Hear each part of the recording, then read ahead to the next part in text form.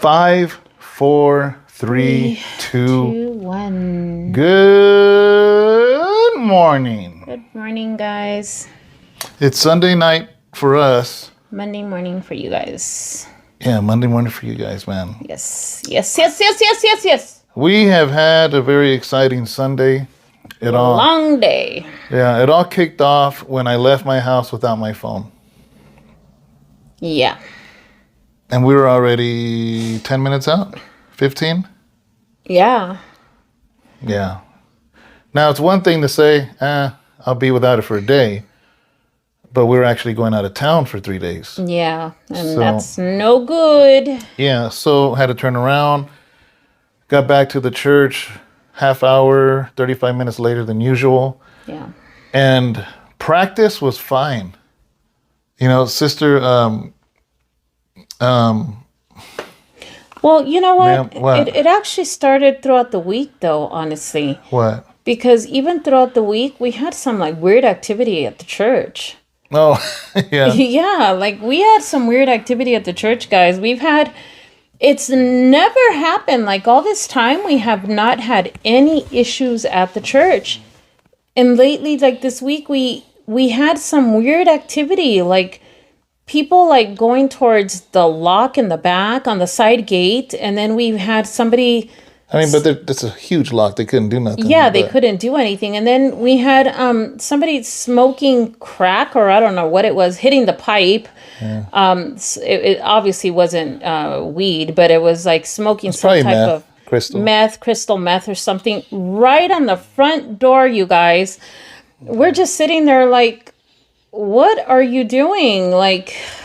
It was right before service last week. Yeah, it's just some weird activity, and we're we really need to come together, and we need to start praying. We need to hold hands and just go around the church and pray over the church again, and just really do that and come together more often and pray over the church and start walking around the church more as a church together. But then you forgot your phone. Not that you forgot it. We couldn't find it after when you couldn't find it, and then you. Oh, I did forget it. I forgot it at home. And then we couldn't find it. So then we did have to go home, and then we get to the church. The girls were practicing. They sounded wonderful. Everything was great. Sonia. Yeah, Sonia Sister and Sonia Naomi. and Naomi were practicing. We walked in. Mm-hmm. The sound, Ben and Abraham already had the media going. Everything the sound was on. Great. The camera was on. The sound was great. And then the countdown began. And all of a sudden, the mixing board went crazy. Naomi started, both of them started sounding like robots. Yeah. It was a huge mess, man. And there was no fixing it. And we're going out of town for 3 days, so it's I don't know what I'm going to be facing when I get back, because we're going straight to the church on the way back. Yeah. We're not even able to go home. And then, to top it off, my son wasn't feeling good, and we just got the call that Abraham took him to the hospital right now. And I'm waiting to hear from him to see what's going on. So Abraham just took Matthew to the hospital because he was having a bad headache. So yeah. But we are here in Yerington. Yeah. I always want to say Yerington, California. Yerington, Nevada. And it was a crazy day, but it's still a good day. First of all, congratulations to the women that finished. Yes. Their 2-year, my mind is going blank. What's the ministry called? It's the Spiritual Journey program. Journey. But see, that's the thing that in spite of all of this and everything, it did not stop our praise. It did not stop the women from sharing such amazing stories. It did not stop anything. It was just so beautiful. Yeah, it was. Guys, I know some of you were saying, I can't hear the voices. I can't hear. They couldn't hear the voices in the church either. So it was, a lot of them thought it was just online. No, the whole sound system, Yeah. But either way, we said, keep going, keep worshiping. You know, but we got the mics to semi-work at least for when the women came up. Yeah. So they were able to share their heart and share their experience of doing the spiritual journey. And man, it was really nice to hear. Guys, that is a ministry that Sister Lydia began there at the church. And has she been doing that for years previously? She has taught it before in the past. Well, Sister Lydia is a drug and alcohol counselor. She has been doing drug and alcohol counseling for over 33 years, I believe. And she works for an organization in the secular world as well, that she's been doing this for many, many years, guys. You know, spiritual journey is sort of like a spiritual 12-step that works in the Christian, you know, in a biblical realm. So it's beautiful that she's able to bring that into the church and be able to work with just not drug and alcohol, but just in the inner healing, the inner child, working with the inner child. Well, yeah, but it's inner healing and working with the inner child. And you know, a lot of these women, when they came in, they're like, oh, well, I don't need that. You know, that's not for me. But the thing is that they realized that there was just so much that began to resurface. Yeah. And it was beautiful just to hear the testimonies and to hear all that came forth from that. And man, she worked tirelessly, guys, because she has a full-time job, number one, to begin with, working with the women that come from drug and alcohol, that have lost their children. And that's the type of work that Sister Lydia does. She's actually, she works in as sort of like a counselor now, working in that environment. And working in a group home that takes care of women who have lost their children and everything. So she already does that kind of work, and she works there tirelessly and sacrificed many hours to put her time in for these women. And she started with a really big group, guys. I'm going to be honest with you guys. Started with a huge group and only 5 women completed. 5 women completed. It took 2 years and maybe a few months out of all this time, and out of all of that, there was maybe, I'm going to say, a countless amount of women that began this group that have come and gone, and only 5 completed it. Yeah. And that's like a big accomplishment for these women to complete the whole group. So that's a big deal, guys. That's a big commitment on all of their parts. So I applaud them all. And that's a really big deal. Now, I don't have a lot to say about it, and I'll tell you why.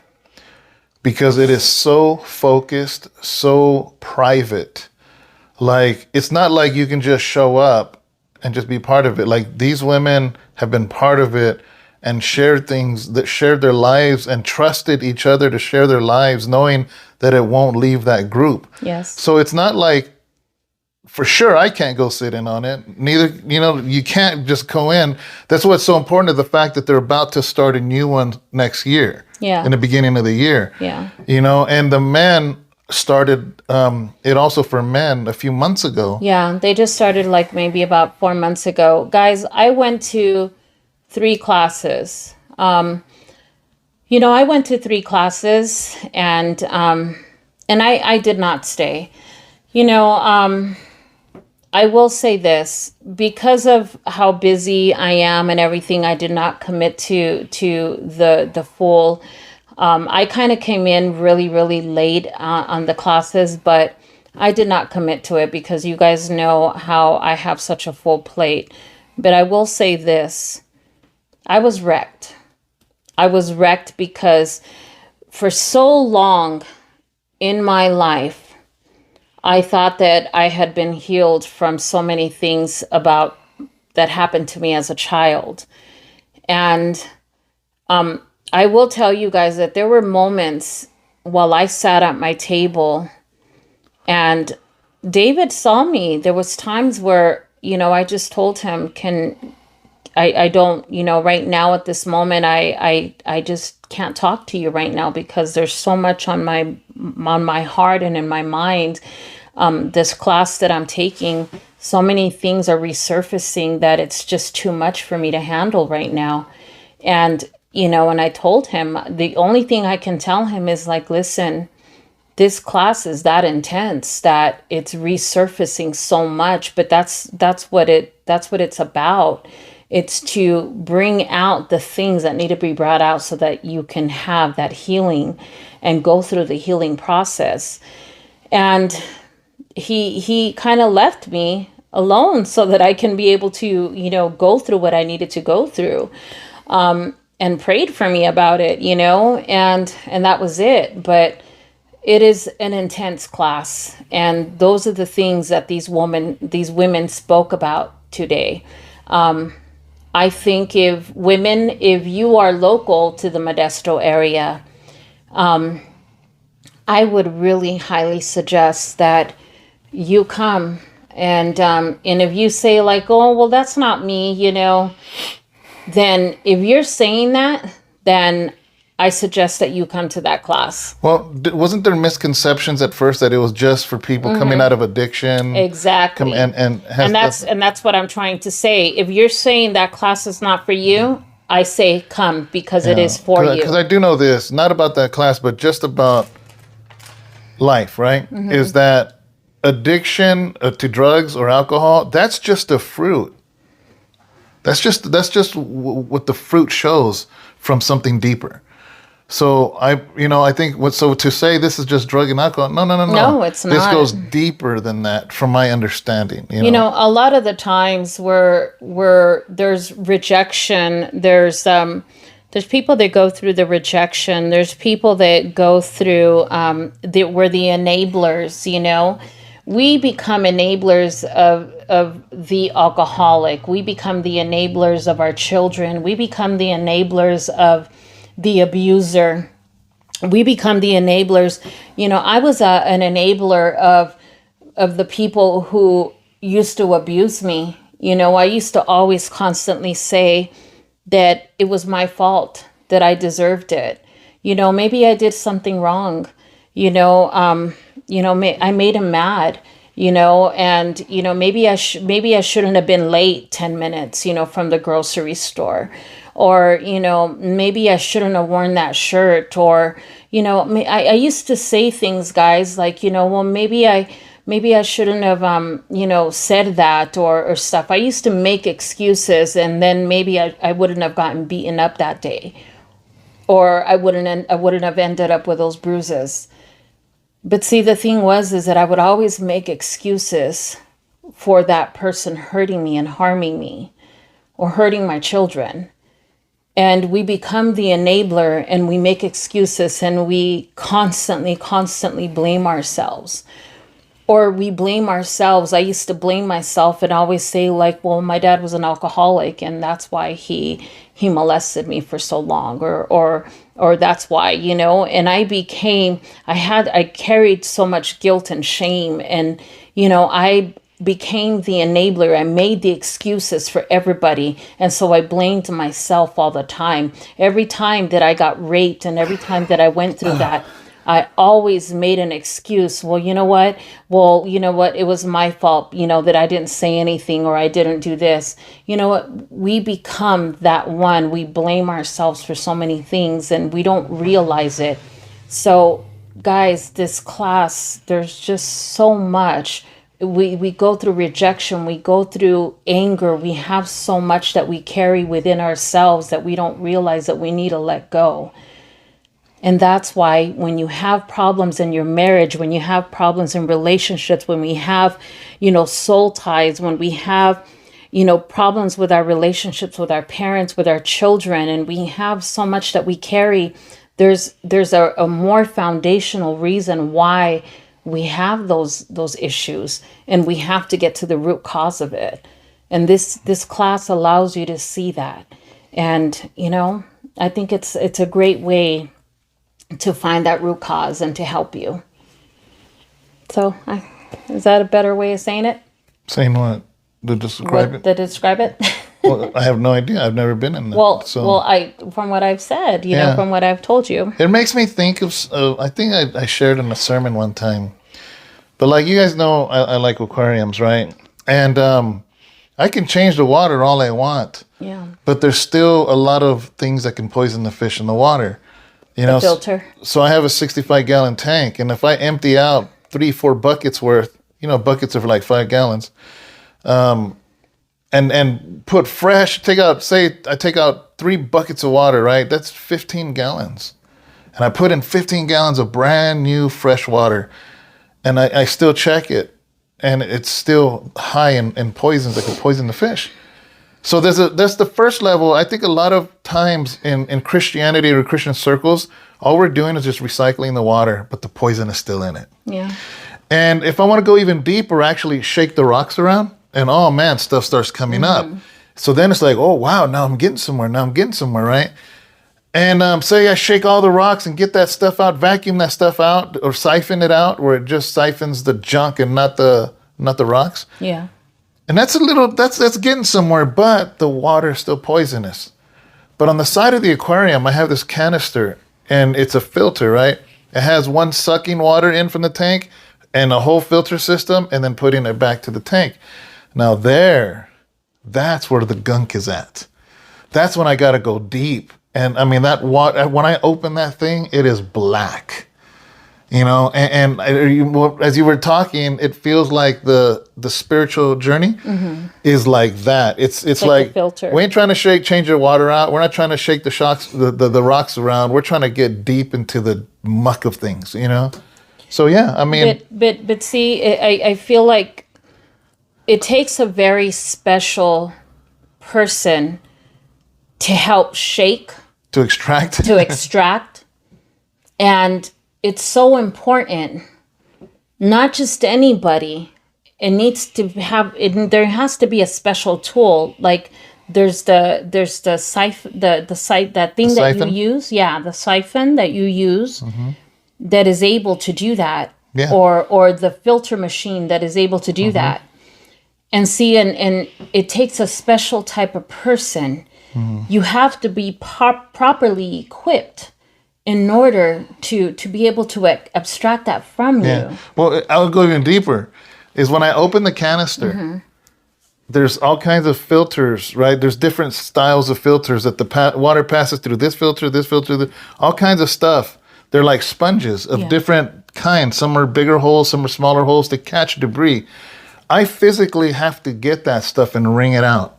I have to wring it out and wash it and keep rinsing and rinsing and rinsing and rinsing until it's clean. Isn't that what the Lord does? Sometimes the Lord is like he told Peter. He says, because Peter's like, you're not going to wash my feet. And Jesus says, unless I wash your feet, you can't even enter the kingdom of heaven. Yeah. And so Peter says, well, then wash all of me. Yeah. And because ultimately in the spiritual journey, it's Jesus that does the cleansing, right? The cleansing, yeah. And he uses Sister Lydia as the tool. And, and that's why, you have to be, ready and properly ready to be used as the tool to equip yourself to be able to abstract from these women. You need to be grounded, you need to be ready, and it's so important. And I think that I was so blessed to see the methods. That's the one thing that I was able to observe those days that I was there, the few times that I went, and the few times that I've been able to see, is the way that she abstracts from these women and how she speaks, how she's so gentle, but yet then she was meek. Yeah. And how we say, when we talk about meek, how you have the ability to destroy, but then yet you're so gentle, and I think that we have to be Christ-like, because that's how Christ is, the ability to destroy, but yet then so meek. And that was Sister Lydia. Yeah. Like, she has this passion. She has a passion because she has been there. Yeah. She has been broken, and she has been there. And it's almost like, she has gone through this whole process herself, because we can only, I think we heard Rick talk about this today. It's like you can only reach where you have come out of. You talked about this I said today. that. Yeah, you It said Rick. that. It wasn't Rick, it was you. You said that you can only reach where you have been, where you came out of. So it's exactly what you said today. So I think it's just beautiful, because I really believe that these women, these first women that were up there today, that those women one day are going to be a product of this program, and they too one day are going to be able to go out there and one day teach as well. And I pray so. I think this is the beginning of something wonderful. Yeah. So once again, we want to congratulate Sister Melodia. Yes. Sister Rena. Yes. Sister Gloria. Yes. Sister Diana and little Tina. Yes. Those 5 women. So God bless you women if you're watching this. And Pastor Lydia. And Pastor Lydia for facilitating it. So guys, after service, we made a beeline straight to Nevada, because our service ended at 11:35. 11:45. And we thought we were 4 hours away, which we pretty much are. I mean, but so... And the Yarrington service starts at 4:30. Yeah. So by the time we actually left, it was almost noon. So man, we made a beeline. I was already gassed up. We were already packed. We just grabbed some wings at a drive-through and kept going. It was so beautiful, though. Yeah. We took Highway 88 from Jackson. One bathroom break in the middle of nowhere. We found a Walmart in the middle of nowhere. We thought it was the middle of nowhere until we went down. Remember, it was Jackson? Yeah. So we're driving right in the middle of the foothills. There ain't nothing. And all of a sudden, I see a Walmart sign. And I'm like, are you serious? Why is there a Walmart out here, right? So she had to go to the restroom. So I was like, this is weird, but okay. Thank you, Lord. So you go in, and we're just like, I'm telling you, there was nothing. Foothills, forest, it wasn't mountains yet, but it was foothills. And then we leave Walmart and go down this road, and all of a sudden this huge, beautiful little town called Jackson. That was awesome. Yeah. So then that started our ascension up the mountain. We went up to, I think, 8,700, 8,900 feet, and there was snow up there. Yeah. Snow, it was so beautiful. So anyways, we got here to Yarrington. We were able to go live with Pastor Rick. Guys, Pastor Rick is somebody to watch. He pastors 2 churches for Grace International, one in Reno and one here in Yarrington. So he pastors in Reno at 10 in the morning, and then he drives over here and preaches at 4:30. So we wanted to come, and obviously we love Rick. We love the congregation, and we want to be a support, he's the one that's one of the most is alienated from the Northern California district. Now, the reason he's part of Grace International NorCal, even though he's not in California, he's in Nevada, is because there's not many Grace International churches in Nevada. So like the Las Vegas Grace International, they are under the Phoenix, because that's Southern Nevada. And up here, there's nobody but us in Northern California, so he's part of our district, and he's very alienated because there's a huge, I don't know if you're from California, but the Sierra Nevada mountains is huge mountains that separates us. So he's kind of by himself. So we're like, man, let's go support him. Plus, we're going to have a meeting with some other fellow pastors that he knows. On Wednesday morning. Yeah, on Wednesday morning. On Wednesday morning. But the beautiful thing is that we got to meet for the first time our brother and sister from Carson City, Yazvel and Josh and Josue. So in English, it's Josh. But Josue from Carson City. So they drove over here from Carson City. It's an hour away. Carson City is the capital of Nevada, which happens to be 15 minutes away from Lake Tahoe. So they drove an hour to meet us and be in a service with us. And then we, broke bread after. And that was really nice to get to meet them. I asked her, she said she had been subscribed to the channel for years, since I came out in the 700 Club. Yeah. But started truly watching us once the churches locked down, once COVID happened. And she said it started popping up, and now she's a regular viewer. They are, and it was finally, man, trust me, we love meeting you guys. Yes. We really do. So, we're going to be in the Reno area. There's another brother we're going to meet. Yeah, and then we found out there was somebody here in Yerington that's subscribed, and he's all, I'm in Yerington, I live in Yerington, so which is really, really cool. Maybe I'll get to meet him tomorrow. Yeah, maybe we'll get a chance. I think he was out of town because he goes, maybe when I get back tonight. Yeah, so. But I don't know. I'm going to see if he emailed me or not. I asked him to email me. Yeah, that'll be cool. Yeah. So, do you got anything for tonight?